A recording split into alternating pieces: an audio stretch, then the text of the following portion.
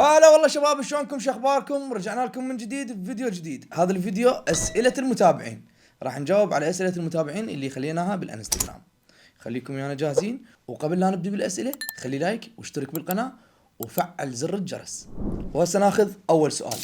حسين قاسم يقول: أين يذهب الماضي حين يمضي؟ يصير ذكرى بسيطة. إذا هو راح وصار ماضي فراح يصير ذكرى بسيطة. هذا السؤال يقول: من أكثر شخص قريب عليك بس ما يثق بيك 100%؟ يعني شلون قريب عليه شلون ما يثق بيه 100%؟ ما أدري. السؤال: كم مرة تنازلت عن مبادئك حتى تبقى ترند؟ والله ولا مرة، بس أنا أقول لك بالبداية ما كنت أدري إنه أنا راح أصير ترند. هذا السؤال أحمد يقول: طموحك القادم؟ والله طموحي إنه أصير ممثل، ممثل يعني على مستوى العراق، هذا طموحي. علاو بالانجليزي يقول: شنو اغرب اشاعة سمعتها عن نفسك وضحكتك؟ والله اشاعة بالتيك توك قبل فترة طلعت وانا افتح لايفات وما اريد اذكرها لان هي بالتالي اشاعة يعني كذبة. هذا سؤال: شنو امنية حياتك من كنت صغير؟ كنت اريد اصير لاعب. راحت. سؤال: انت مكمل دراسة؟ مكمل سادس اعدادي بس ما مكمل دراسة، يعني دخلت معهد وما كملت، حتى المعهد ما كملته. هذا يقول: سجاد سلمان لو رجع بيك الزمن هم راح ترجع وتصير مشهور؟ ايه. سجاد تحب شهرتك هسه لو سابقا؟ والله هسه، سابقا ما احبها. سجاد شنو روتينك اليومي؟ روتيني اليومي انا انام من وقت، وحتى اذا انا متاخر انا اقعد الساعه بالعشرة، بالعشرة اقعد الصبح. فاقوم اسبح، ابدل، اكتب فكره او عندي فكره محتوى، او ادخل اليوتيوب او اتصفح، بعدين اصور اذا الفكره لازم تتصور، بعدها اطلع اروح اكمل شغلي، عندي شغل مثلا برا، لان هو الروتين بالتالي متنوع مو روتين ثابت، فكمل شغلي برا، ايش عندي شغل اكمله، مثلا مواعيد، التزامات، اعلانات، شيء اكملهن برا، وارجع قبل 11 ادخل للبيت، وهذا روتيني. هنا يقول: شنو الشيء اللي اذا رجع بيك الوقت ما راح تسويه؟ محتواي القديم. اذا رجع بي الوقت ما اسوي محتواي القديم نهائيا، لان اساس كلش تعبان وضرني. شنو اهدافك بسنة 2026؟ والله اهدافي بسنة 2026 اقدم محتوى جديد، جاي اكتب افكار محتوى متنوعة، وجاي اطلق من عندن فيديوهات بس العالم ما منتبه. اريد اشوف منو اللي يصير عليه اقبال، هو اللي راح يكون محتواي الجديد، من تمثيل، من معلومات، من فلوكات، من فيديوهات يوتيوب، من حلقات، من برامج. هاي اهدافي ب 2026. هنا يقول: هل تحب الله طمعا بالجنة او خوفا من النار؟ حلو هذا السؤال، كلش حلو هذا السؤال. والله صراحة خوفا من النار، اخاف من النار.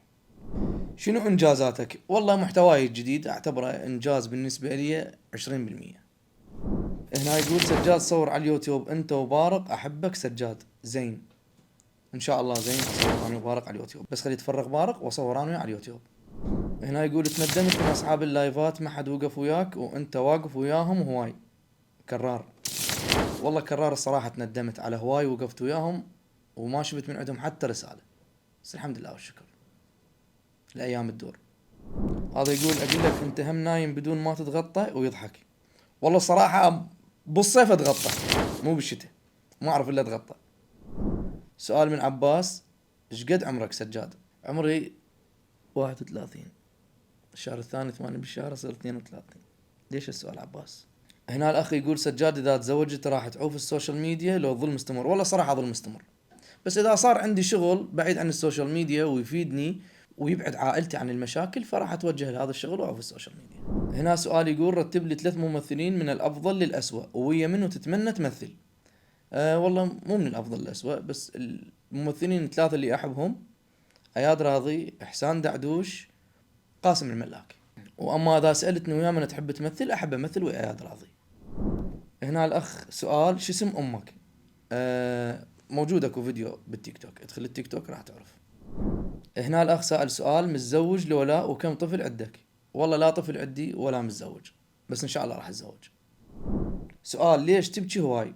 والله لان قلبي طيب وحنين، فلذلك تلقاني دائما ابكي وانقهر وعلى ابسط المواقف، خاصة اذا شفت فقير او شخص ينضرب او شيء كلش انقهر.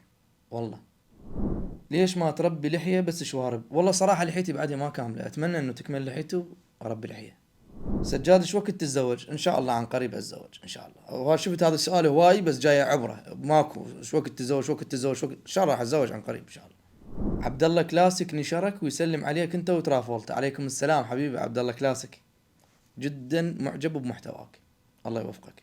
سؤال شنو الشيء اللي خلاك تدخل اليوتيوب؟ والله صراحة اليوتيوب حسيت بيه جمهور مختلف وبناس مختلفة، وحتى المحتوى اللي تقدمه للناس تحس عليه قبول، اي كان محتوى، فلوقات، اي شيء تحس الناس عليه قبول. سؤال شنو هو الشيء اللي خلاك تنتمي للشهرة؟ والله صراحة ما ادري، اكو مقطع انتشر لي ويا ريت ما انتشر لي هذا المقطع، لو منتشر لي غير مقطع ولا هذا المقطع يا اخي هذا المقطع فد اساس تعبان. المهم ما اعرف شلون انا دخلت للشهرة صراحة. سؤال شو وقت ناوي تعوف التواصل الاجتماعي؟ والله الصراحة ما اعرف، يعني ما ناوي يعني انه اعوف التواصل الاجتماعي لان تعرفون رزقي بيه واعلاناتي بيه، فما اعرف الصراحة شو وقت اعوف التواصل الاجتماعي. سؤال شلون هيش طورت من نفسك؟ والله الصراحة من كثر الانتقادات السلبية وانا كان محتواي مو حلو، فقلت خل اطور من نفسي وبديت اتابع صناع محتوى وبديت اتابع يوتيوبرية وبديت اتابع ناس هواي وبديت اطلع وافتهم وبديت اكتب وبديت افكر تفكير انه اسوي فيلم خاص بي الصراحة. سؤال اذا انت متابع منو راح تتابع من المشاهير؟ واحد فقط. والله صراحة اذا اريد اتابع علي كلوزة واحد. سؤال هم الضوج من طولك؟ احسك تريد تتنمر. لا ما ضوج من طولي، متر و69، متر و70. اي. سؤال وين راح تشوف نفسك 2030؟ بالمراية 2030 ولك انا اذا فكرت 5 ايام لي قدام ادوخ. 2030 وين اشوف نفسي 2030؟ شنو رايك بمجال اليوتيوب؟ واحد على واحد. والله تخلص من التعليقات السلبية، تخلص من الناس، تخلص من العين، تخلص من الحسد، تخلص من كل شيء ما تعرف. والله العظيم بالتيك توك اذا ينزل لك اسد العراق كله يدري شلون راتب الشرطي. سؤال النبي ادم عليه السلام ليش ما خلف بنات؟ حلو هذا السؤال، والله صراحة حلو بس ما اعرف ليش. سؤال شنو اللي خلاك تتغير من المحتوى الغير هادف الى المحتوى الهادف؟ والله صراحة شخص سولفت قبل فترة انه اكو شخص صغير بالعمر متابعني، مرة من المرات بمطعم قاعد اجاني اخذ وياي صورة بس قال لي ما اقدر انشرها، هو يطلع عمره 18 سنة 19 سنة. فانا سالته تفاجأت قلت له ليش اخذت وياي صوره وليش ما تقدر تنشرها؟ فقال لي انا امي دكتوره ما اتذكر امه ما اعرف شنو، وابوه قارئ للقران، فقال انه متابعيني ما يقبلون انه اتابع مشاهير او شيء، يخاف يدخلون على محتواك وانت شويه محتواك مو حلو، بس انا اعرفك انت طيب وانسان طيب، فاتمنى انه اقتدي بيك باكر عقبه اقدر اشوف فيديوهاتك او ستورياتك يم اهلي تقدر تغير من محتواك تقدم شيء افضل. ظلت طابعة براسي الا ان الحمد لله والشكر بديت اغير وبديت هذا ما انساه الموقف ابد. الحمد لله والشكر القادم افضل. سؤال هم فكرت تترك التيك توك بعد كل هالمشاكل اللي تصير بحساباتك؟ والله صراحة ايه فكرت كلش اعوف التيك توك من وراء المشاكل اللي جاي يصير بحساباتي ومن وراء الناس يعني الهمج مع الاسف. سؤال انت وين ساكن؟ ببغداد. شنو لونك المفضل؟ الاسود، واذا تريد اعدد لك 3 الوان فهو الازرق والاحمر والاسود. سؤال الراح ممكن يرجع؟ لا اكيد هو راح، ليش يرجع اصلا؟ ما هو راح. باي باي سلم لي. سؤال اعطيني 4 مشاهير تكرههم و4 تحبهم وواحد يقلدك. والله 4 مشاهير اكرههم، ما انا ما اكره ولا مشهور، بس على المحتوى يجوز على المحتوى، فما راح اعدد اسمه خاف يقيمون علي دعوة وسلم لي. 4 مشاهير تحبهم كلوزة، بارق، محمود المكسيكي، ترافولت. سؤال شو وقت نشوفك ممثل بمسلسلات عراقية؟ اتمنى بس كون اطلع بشخصية فل. سؤال ليش بعض المشاهير يصيرون متكبرين هم لو ما احنا ما يصعد ولا واحد يعرفهم؟ صح بس من هذا المتكبر؟ والله ما ادري، وانا بالشارع حتى صياح يصيح سجاد معود والله عبالك بالعلوة عادي طبيعي الموضوع. سؤال هل راح يجي يوم من الايام ونشوفك غير سجاد سلمان بشخصية اخرى وبعيدة عن التواصل الاجتماعي؟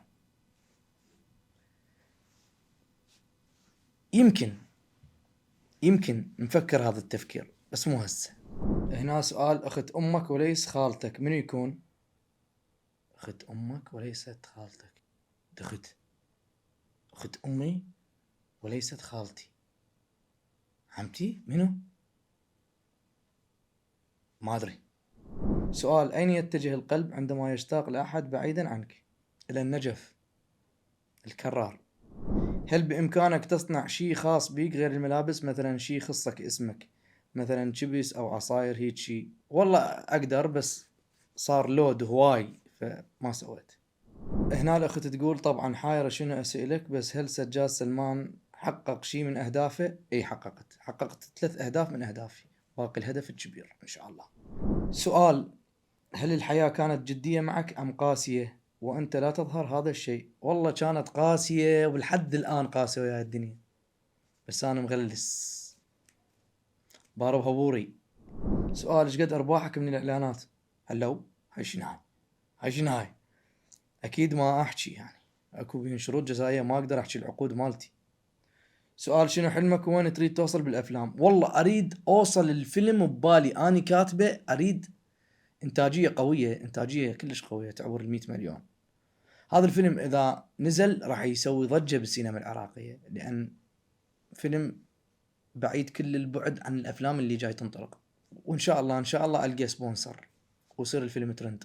سؤال: اكثر اكلة تحبها واكثر اكلة تكرهها؟ انا مو اكرهها بس ما احبها، قول هيك. بس اكثر اكلة احبها تمن وبانية، يا ولد فول.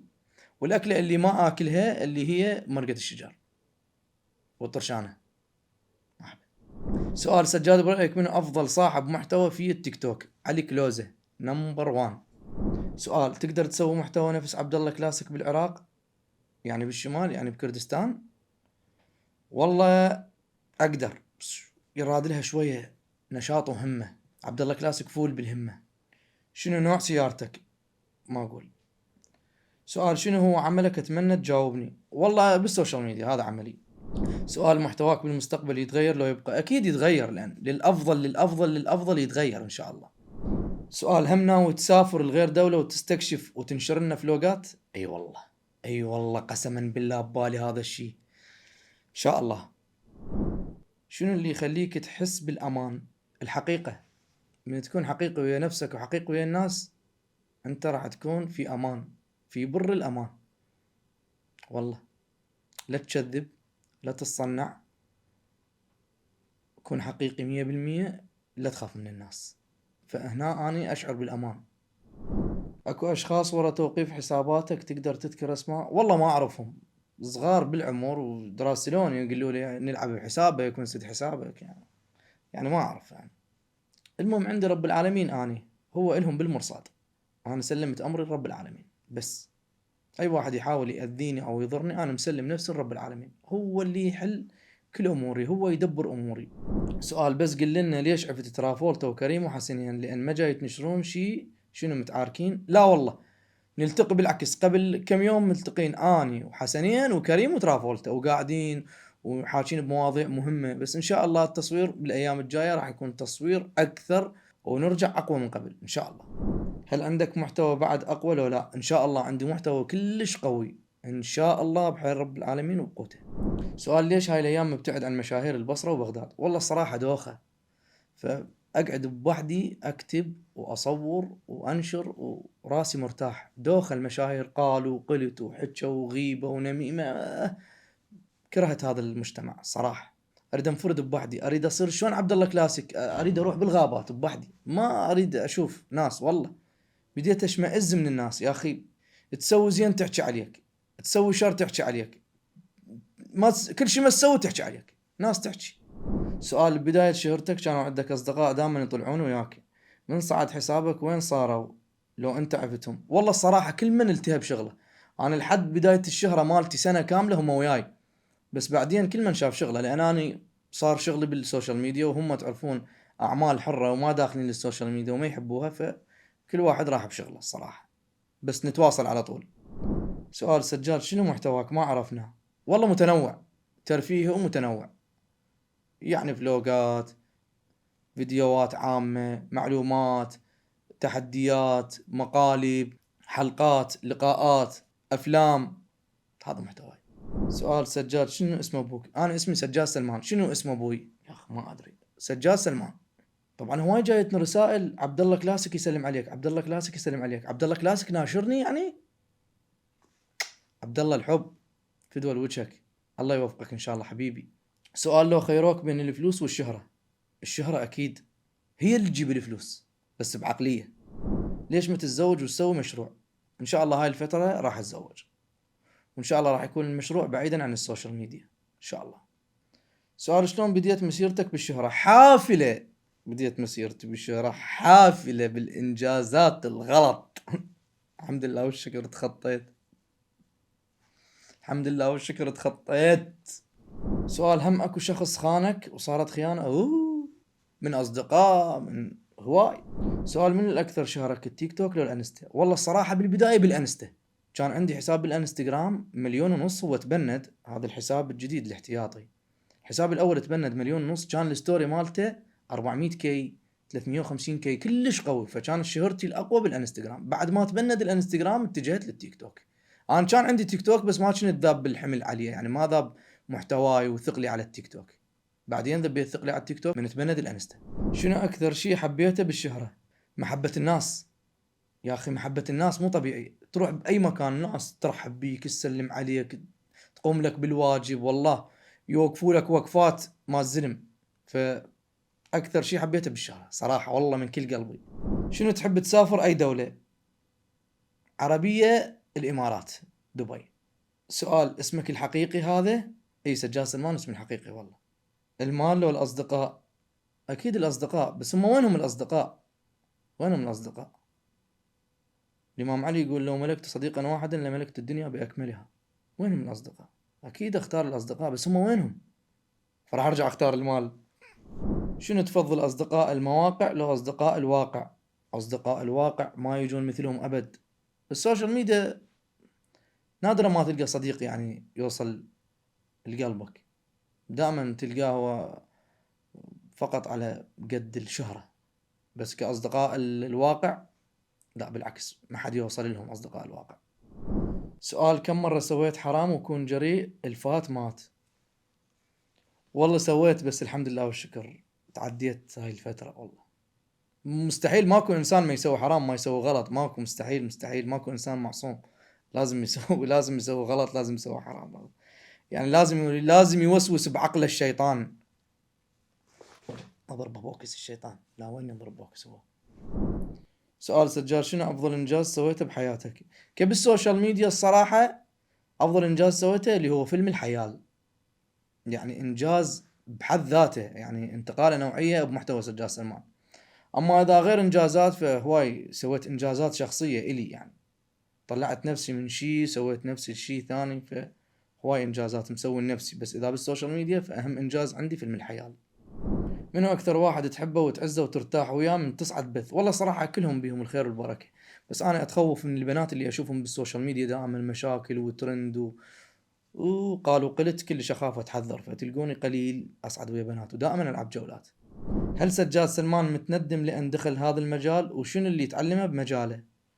والله ما متندم انه دخلت هذا المجال، بس متندم على الايام الاولى اللي بهذا المجال، واللي تعلمته من هذا المجال انه تكون صانع محتوى حقيقي من بدايتك على مود يكون اساسك صحيح. ما هو الشيء الذي يخاف منه سجاد سلمان؟ فقدان الأحبة. كلش أخاف من فقدان الأحبة، أنكسر أنقهر. أنا من أشوف مرات واحد ناشر عن أخوه أو أبوه أو صديقه ميت أنهضم، وهيك هنا هيك عدل غمر بس أبكي. فأكثر شيء أخاف من عنده هو فقدان الأحبة. إيش قد أرباحك من اليوتيوب؟ هلو خزي، شهر كامل يجوز $100 $150. ما بيديش الارباح، خاصه اليوتيوب بالعراق شويه مظلوم، فتلقون الناس دائما متجهه غير اتجاهات غير اعلانات، ما متوجهين توجه كامل على اليوتيوب. اليوتيوب يراد له هواي هواي هواي، يلا ها توصل ارباحك $1000 $500 هيك، ترى ارباحها بسيطه كلش اليوتيوب، فوق ما تتصورون بسيطه ارباحها. شنو الشيء اللي خسرته ومتندم عليه؟ والله الصراحه ما متندم على شيء خسرته، فاي شيء خسرته الله وياه. ترى هو خسرني مو انا خسرته. ملاك تقول: إذا كنت فد يوم واقع بمصيبة لا سامح الله، منو أول واحد من المشاهير راح يجيك ويوقف لك؟ انطينا أسماء. والله الصراحة من المشاهير يعني بالدرجة الأولى ترافولته، مؤتمن، كريم حواس، صافي، يعني اكو هم مشاهير، بس يعني اللي بس انشر لو يصير شيء هم هذولي قبل يطبوا لي ويخابرون الصراحة، يوقفوا لي وقفة ما الزلم. يعني خاف نسيت واحد او شيء، بس يعني دائما اللي يصير وياي مواقف هم ذولي، الله شاهد. سجاد شنو قدمت لأهلك؟ الله، ايش ما قدم الأهلي قليل، ايش ما قدم الأبوي قليل، ايش ما قدم الأم قليل، ايش ما قدم الأختي قليل، ايش ما قدم الأخويا قليل. بس الله يعرف شو مقدم لهم اني، الحمد لله والشكر. اهم شيء اهلي راضين علي، الحمد لله والشكر. سجاد شنو هوايتك؟ هوايتي والله صراحة كرة القدم، كلش احب كرة القدم، كلش مهتم بكرة القدم، بس الحمد لله والشكر. الله عوضني بالاحسن، عوضني بيكم بالشهرة. سؤال: هل واجهتك صعوبات من قبل اصدقائك المشاهير اصحاب المحتوى وحاولوا اسقاطك؟ اي نعم، بس مو هواي، يعني حاولوا بس ما قدروا. سؤال: عندك حبيبة؟ ايه عندي حبيبة، وافتخر عندي حبيبة ام جهالي. سؤال: هم ناوي تترك اليوتيوب؟ هو انا هستوني بديت باليوتيوب، شو وقت لحق حتى اتركه؟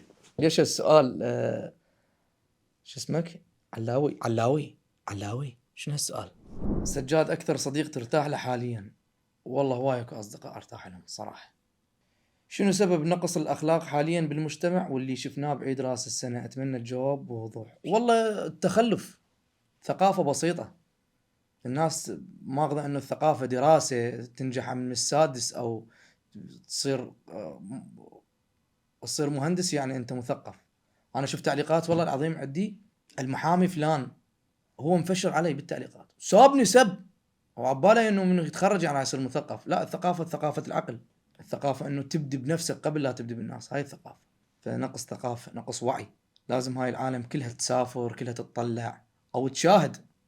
شوف العالم، شوف دول العالم، تتطلع، لازم تطلع. بس تظل شي، تظل تاكل شي سويته وندمت عليه؟ والله سويت شغلات بسيطة وندمت عليهن، بس انا ما اسوي شي واندم عليه الصراحة. سويت شغلات ساعدت ناس وحرامات ساعدتهم، يعني مو ندمت عليهن، انما توبة. مر عليك يوم من الايام ضاقت بيك الدنيا؟ الله، مرت علي ايام ضاقت بي الدنيا، والله العظيم اختنق هنا اقعد ابكي، بس اقول الف الحمد لله والشكر، عندي ارحم الراحمين رب العالمين، هو اللي يدبر اموري، هو اللي دائما يعني من اناجي او ادعي ما يخيب ظني ابد ابد. رب العالمين غفور رحيم، والله العلي العظيم، ونحن اقرب اليك من حبل الوريد واحن اليك من امك.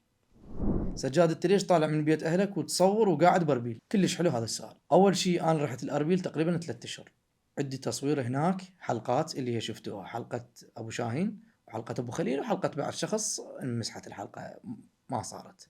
اضطريت انه اقعد هناك لان ذول الاشخاص، ابو شاهين من المانيا وابو خليل قاعد بالاردن، فانتظرتهم انهم يجون الاربيل، اتفقت وياهم، فمو مال اروح وارجع اروح ارجع، تعرفون اللوكيشن وهاي، ما قدروا يجون لبغداد، فاضطريت انه اقعد باربيل اسكن 3 اشهر، هم شغل تمام وهم تصوير ماشي. بس انا ببيت اهلي للمعلومه، يعني اكو ناس هواي جاي اشوف التعليقات انت ليش طالع من بيت اهلك؟ انا هسه قاعد ببيت اهلي، يعني اهلي جوا، لا ببيتي وببيت اهلي انا قاعد، يعني ما طالع من عندهم ابد. يجوز اروح شغل، يجوز اسبوع اسبوعين وارجع، مستحيل. هم حاط ببالك الزواج؟ كلش حاط ببالي الزواج عمي. طفت الكهرباء، طفت الكهرباء، طفت الكهرباء، واو واو واو. واي اكو اسئله، خل تجي الكهرباء انا نرجع نضبط الاضاءه. البطاريات مخلصات شحن، الا كان شغلتهم كلن البطاريات. يلا عادي. طبعا اسف اخوان، طفت الكهرباء ورجعت اجت، بس طولت يمكن ساعة تقريبا، يلا اجت. تدرون لو ما تدرون؟ بس الراكور زين لو متخربط ما ادري. المهم نرجع للاسئله. هنا الاخ يقول ليش ما تحكي ويا مؤتمن؟ والله احكي ويا مؤتمن، وهسه ها جاني اتصال من كانت طفي الكهرباء كنت احكي وياه، والله العظيم احكي وياهم كلهم، احكي وياهم، ما عندي زعل ويا اي واحد، سلم لي.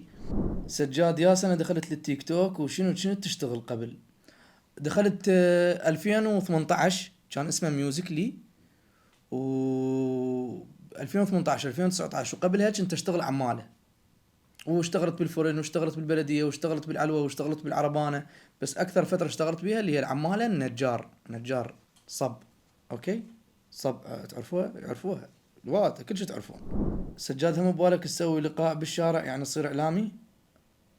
والله ببالي الصراحة، كلش ببالي، لأن اللي ينزل للشارع يصير كلش قريب للجمهور، يعني حتى المقاطع تصير قريبة للجمهور. الجمهور اللي يتصفح يحب الناس اللي تنزل بالشارع، ما يحب الناس اللي خاطلة دائما بالبيوت. فأنا منتبه على هاي اللقطة.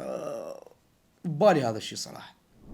هم حاط هدف بحياتك وتقدر تقول شنو هذا الهدف؟ والله حاط هدف بحياتي بس ما أقدر أقوله، كلش حاط هذا الهدف بحياتي، وإن شاء الله إن شاء الله الله يسهل الأمور. إن شاء الله اقضوا حوائجكم بالكتمان إن شاء الله. اكو مسلسل جديد لو لا؟ لا والله ماكو للاسف. تمنيت اكون نازل بمسلسل واطلع للشاشة العراقية. لا لا ان شاء الله، لا والله ما نازل. ان شاء الله السنة تجي، ودائما نقول ان شاء الله السنة تجي، بس ماكو. منو صاحب الفضل اللي يوصلك لهذا المستوى؟ متابعيني بالدرجة الاولى، النوب اهلي، النوب هذا الشخص اللي سولفت لكم عليه، اللي قلت لكم هو طفل بس نصحني نصيحة كبيرة. بس بالدرجة الاولى متابعيني اللي وصلني لهذا المستوى، شكرا لكم. اي لاف يو. موقف مستحيل تنساه؟ ما موقف، واحد مرة رجال هو وعائلته اخذوا وياي صور وصور فيديو، بس هو صور فيديو قال اريد تقرا لي شعر من اشعار والدك. فانا انصدمت، ابوي يقرا شعر؟ انه بعدين تذكرت انه هو مشبه بيني وبين علاوي بن سمير صبيح. المهم فقريت له شعر لسمير صبيح بذاك الوقت. اي والله العظيم. وكملت ومسوي تاك الرجال هو وولده، مسوين تاك لعلي سمير. خابرني علي سمير قال لي سجاد، قلت له قال شنو؟ قلت له شنو؟ قال مسوي لي تاكات ماشي باسمي. قلت له هم اجوا وقالوا لي خلنا نصور وياك. انا ايش مدري اني يعني انا هم كنت مشهور بس يعني مو بشهرة علاوي. فهذا الموقف ما انساه. عندك فوبيا من شنو؟ من الدم. بس اشوف الدم ادوخ، بس اشوف الدم بيه او بغير واحد قبل هيك عيوني تظل هيك تغويش، ما ادري شو اظل ادوخ، تفتر بي الدنيا من الدم. مكان تلجأ اليه كثيرا؟ الله. الجأ الى الله، المكان الوحيد اللي الجأ له دائما، والله العظيم مو كذب. هل للمكان ذاكرة؟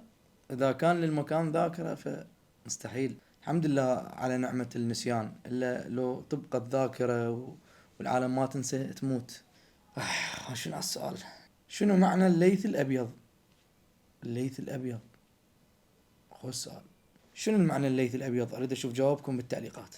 ماذا لو كانت ليلة هي ليلة الأمنيات؟ ما هي أمنيتك؟ حلو. أتمنى أنه الله يحفظ لي أمي وأبوي ويستر أختي ويستر أخواني ويرزقني ويبعد عني أولاد الحرام ويكفيني الشر ويثبتني على دينه، قسما بالله هاي أمنيتي، أتمناها وأسكت بس. هنا الأخ يقول ما هو الشيء الذي خلقه الله ولم يراه؟ أنا أعرف، أريد أشوف الجواب بالتعليقات. ما هو الشيء الذي خلقه الله ولم يراه؟ أريد أشوف الجواب بالتعليقات، بس لا تروح للجوجل هنا كملوا وانت بالفيديو. ما هو الشيء الذي خلقه الله ولم يراه؟ سجاد هل اكتفيت من هذه الحياة أو لا؟ الحياة حلوة، زينة حياة الدنيا المال والبنون يعني. الحياة حلوة، حلوة الحياة. شو وقت نشوفك بشي انه سجاد يستحق ان يكون بهذا المكان؟ ما فهمت. شنو حلمك اللي تريد تحققه؟ حلمي اللي اريد احققه حققت تقريبا نص احلامي، باقي حلم كبير ببالي احققه. بس يا رب حقق امنيتي وحلمي هذا يا رب. سؤالي منو اكثر شخص يساعدك بهالفترة؟ وش وقت ناوي تتزوج وتستقر؟ زائد احبك. شكرا حبيبي. والله اكثر شخص ساعدني بهاي الفترة انا اكثر شخص اساعد نفسي، يعني كلش مهتم بنفسي، يعني بعيدا عن اصدقائي اللي يساعدوني، بس اكثر شخص اني ادعم نفسي حاليا والله. يعني ما حد يدري ايش قد اني جاي اضغط على نفسي انه اطلع بفيديوهات حلوه، انه اطلع للجمهور بصوره حلوه، ومتحمل التعليقات السلبيه ايش قد ما جاي اطلع حلو، وجاي يضغطوني على مود انه اخطا. ما جاي اخطا ولا راح اخطا ولا اوصل للخطا، يعني كمحتوى جاي يضغطون. يعني انزل قرآن يفشرون، انزل معلومه يفشرون، انزل محتوى يفشرون، يريدون يضغطوني على مود يطلعون اسوأ ما بيه، ما جاي يقدرون. ومستمر انه اقدم شيء حلو لان اغير هاي الناس، لان اغير نظرة الناس علي، مو هاي الناس. كريستيانو لو ميسي؟ كريستيانو. كريستيانو. شنو اهم درس تعلمته من التجارب؟ تعلمت انه اكون صادق ويا الناس، وتعلمت انه مو اي شخص انطيه الثقة الكاملة، لان اكو بيهم يخونون الثقة. صراحة. شنو رأيك بالمجاملة الزايدة؟ المجاملة مو حلوة، التملق والمجاملة مو حلوة. خليك دائما صريح، خليك دائما جدي، خليك دائما ما تجامل، راح الناس تقدرك وتهابك صدقني. سجاد، شنو السبب تخليك عن شخصيتك القديمة؟ شوف اخوان، احكي لكم صدق، بالسوشيال ميديا ابد مو شخصيتي، واللي شايفني بالحقيقة يعرف انا ايش جاي احكي، وشو يعرف ايش جاي اقصد. انا بالسوشيال ميديا شيء وبالحقيقة شيء ثاني، يعني متغير الى ابعد الحدود. ايش عجب كل مشاهير العراق راحوا للتشبس؟ والله اخوان ما اعرف، هو رزق بعد. ليش العالم كلها اتجهت للتشبس ما ادري، لان ما اعرف شنو الخطة من عنده، ما اعرف. بس انا ابقى ويا ابو جنة الصراحة، ابقى اعلن لابو جنة. ابو جنة واحد عراق بالتشبس. هم ناوي تعوف البثوث؟ والله خل اقول لكم شغله، اقرب شيء يمكن توصل له للجمهور هو البث.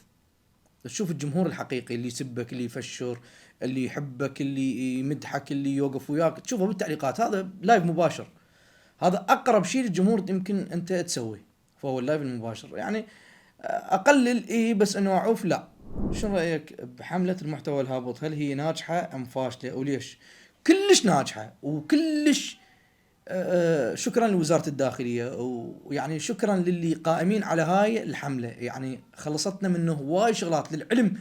اكو شغلات هسه تزيد جاي تزيد بكثرة، بس جاي يعني جاي يوقفوهم عن حدهم وجاي ياخذوهم محتوى هابط، اللي هي مادة 408 403 ما اعرف، لو 408 لو 403، اللي هي خدش الذوق العام اعتقد.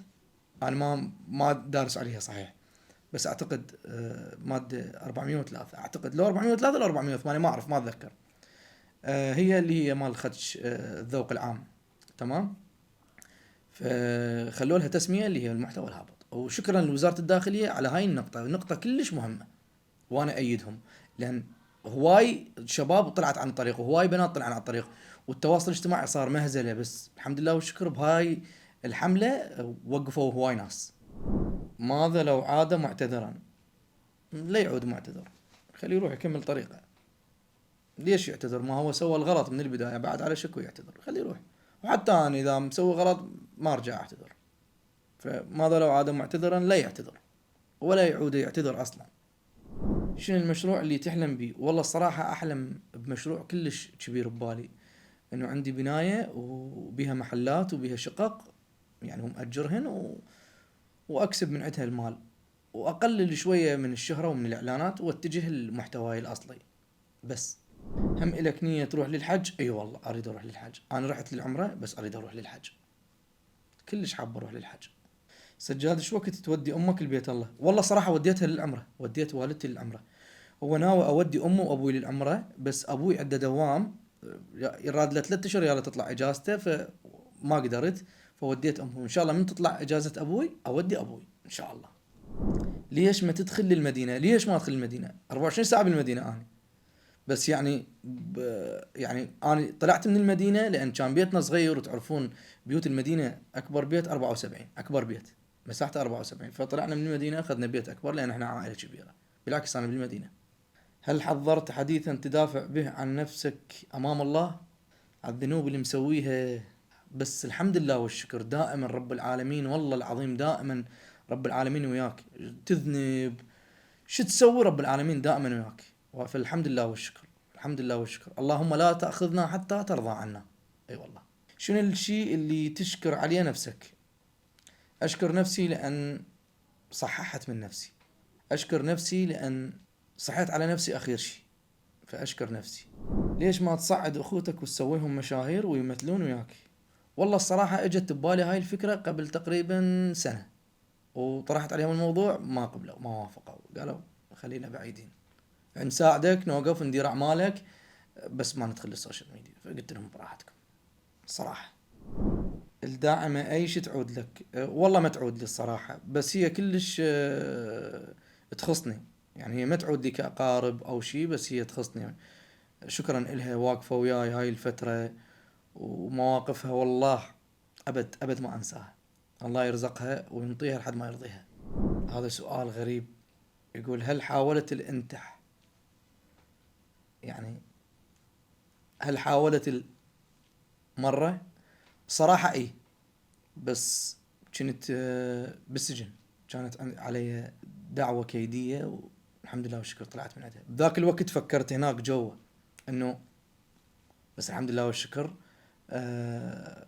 رب العالمين فرج عني وخلصني من هاي المشكلة، الحمد لله والشكر. 3 أشياء تخاف منها: الموت، النار، فقدان الأحبة. هاي 3 أشياء أخاف من عندها، صدق أخاف من عندها. يا مواليد، أنا من مواليد 1994.